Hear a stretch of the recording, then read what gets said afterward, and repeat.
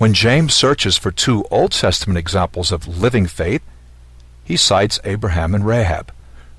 Notice what James emphasizes: their obedience. James 2, 8-26. Simply put, works are an indispensable part of faith and are in no way opposed to grace. No one was ever saved in the Old Testament apart from the grace of God, nor is anyone ever saved under the New Covenant apart from works. This may offend some Christians' religious instincts, a Protestant overreaction perhaps, but the Bible has the last word. Both Testaments agree. 9. Was the Lord just experimenting in the Old Testament? Why didn't he get it right the first time? This was no experiment.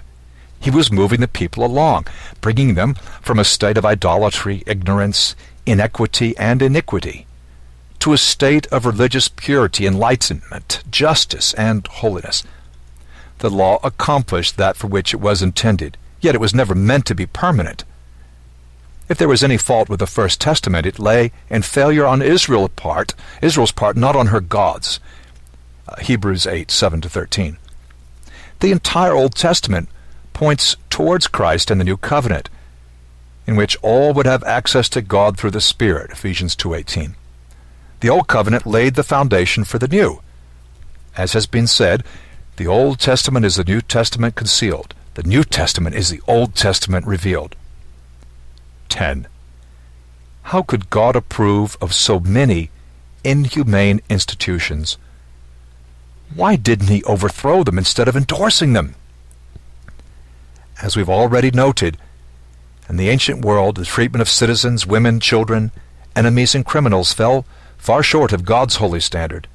Some change can take place overnight, but most change requires time, years, generations, even centuries.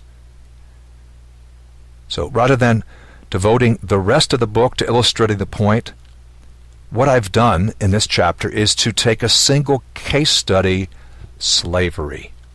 I won't be reading it to you right now, but you have it in the premium podcast under that very topic, that very title, slavery.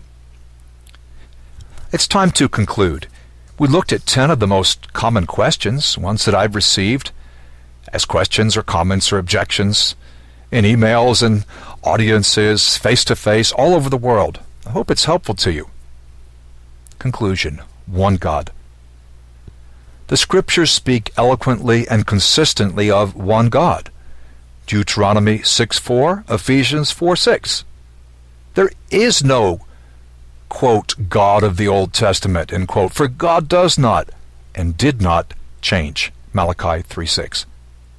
His nature and character are the same in both Testaments.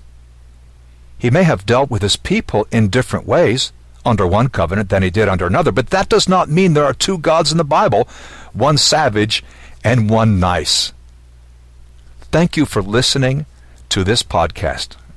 My prayer and my hope is that it helps you in your own faith, and as you're strengthened, you will be able to help others.